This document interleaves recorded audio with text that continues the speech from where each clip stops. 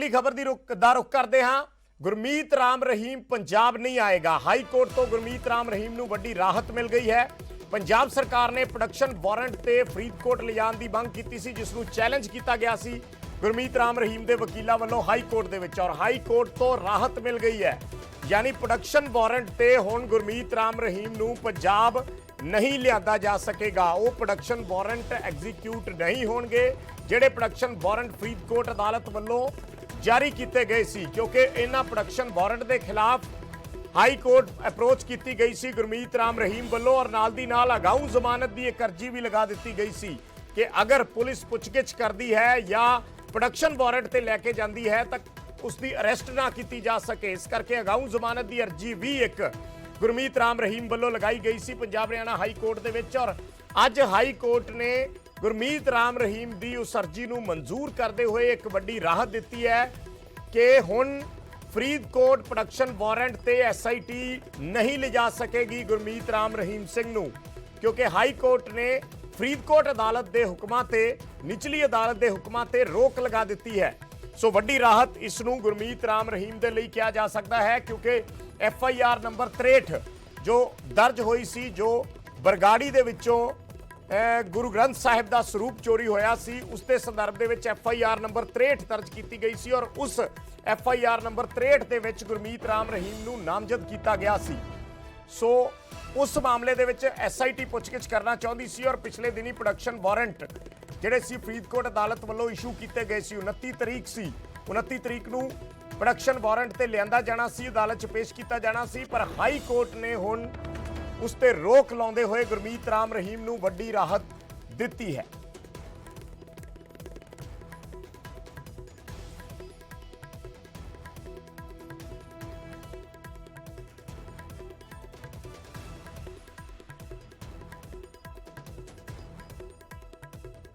सो high court तो यह वड्डी खबर है। गुरमीत राम रहीम दे प्रोडक्शन वारंट ते रोक लगा दी गई है। फरीदकोट अदालत ने यह प्रोडक्शन वारंट इशू किए सी। हालांकि उस वेले भी बड़े सारे सवाल सी कि ये प्रोडक्शन वारंट एग्जीक्यूट हो पाउणगे या नहीं, क्योंकि पहला भी कई केसां दे विच प्रोडक्शन वारंट कई महीनों तो पेंडिंग पे ने। सो हुण हाई कोर्ट ने गुरमीत राम रहीम नूं राहत दे दित्ती है। गुरमीत राम रहीम नूं प्रोडक्शन वारंट ते नहीं लिआंदा जा सकेगा। सो ये कल पटीशन दायर की गई सी गुरमीत राम रहीम दे वकीलां वल्लों, एक अगाऊ जमानत की अर्जी सी इस दे नाल लगाई गई सी कि जे प्रोडक्शन वारंट एग्जीक्यूट हुंदे ने या गुरमीत राम रहीम नूं लिया जाता है तां पुछगिछ तो बाद SIT उन्हां दी गिरफ्तारी ना पा सके। इस करके अगाऊ जमानत की अर्जी भी नाल लगाई गई सी। तां अज हाई कोर्ट ने राहत दे दित्ती है इस मामले दे विच गुरमीत राम रहीम नूं।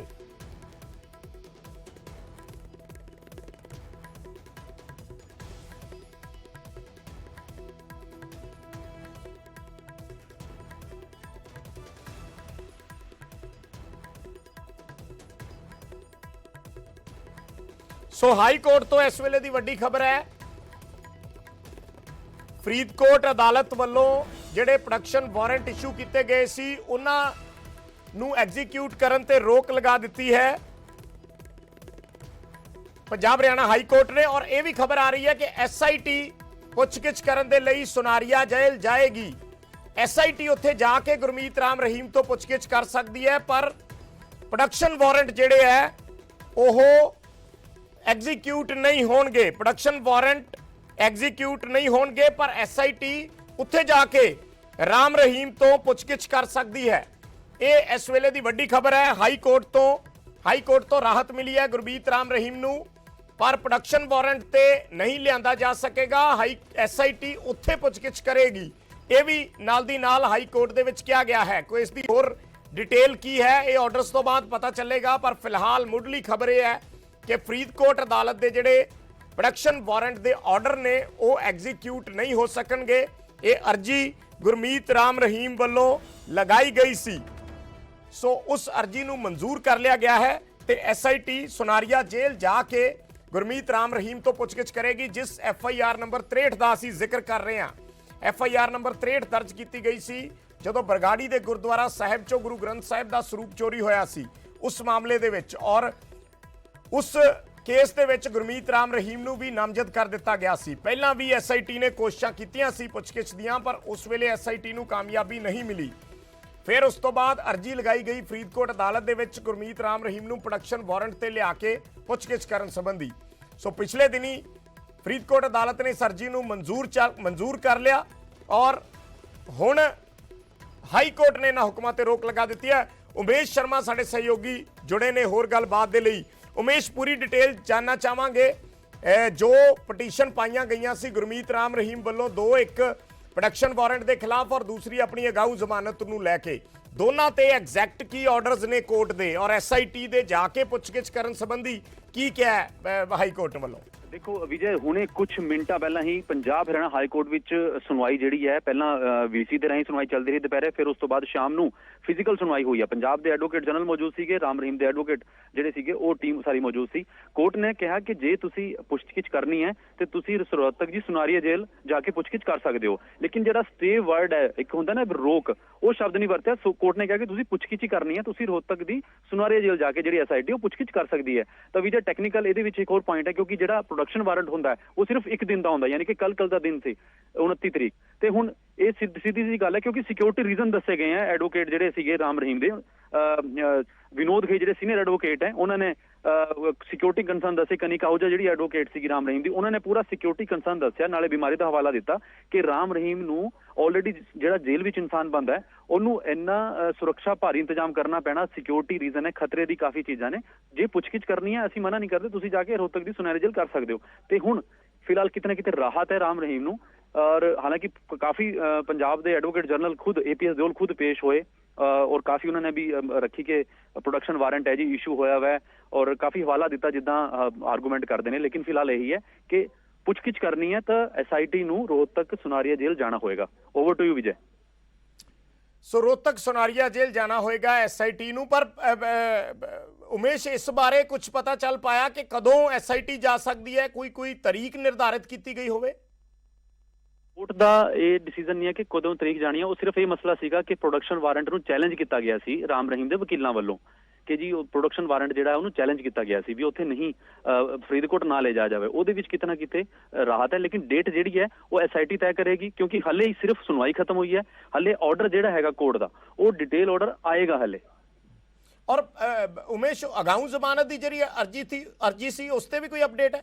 ਦੇਖੋ ਉਸ ਤੇ ਕੋਈ ਹਲੇ ਇਸ ਕਰਕੇ ਅਪਡੇਟ ਨਹੀਂ ਹੈ ਕਿ ਜਿਹੜੀ ਅਗਾਊ ਜ਼ਮਾਨਤ ਐਂਟੀਸਪੇਟਰੀ ਉਹ ਸਿਰਫ ਇਹ ਸੀਗਾ ਕਿ ਪ੍ਰੋਡਕਸ਼ਨ ਵਾਰੰਟ ਜਦੋਂ ਉੱਥੇ ਹੀ ਪੁੱਛਗਿੱਛ ਕਰਨੀ ਆ ਤਾਂ ਫਿਰ ਉਹ ਆਟੋਮੈਟਿਕਲੀ ਕਿ ਇਨਵੈਸਟੀਗੇਸ਼ਨ ਹੋ ਜਾਏਗੀ ਤਾਂ ਅਗਾਊ ਜ਼ਮਾਨਤ ਵੀ ਈਜ਼ੀ ਹੋ ਜਾਏਗੀ, ਲੇਕਿਨ ਉਹਦੇ ਬਾਰੇ ਹਲੇ ਕੋਰਟ ਨੇ ਕੁਝ ਨਹੀਂ ਕਿਹਾ।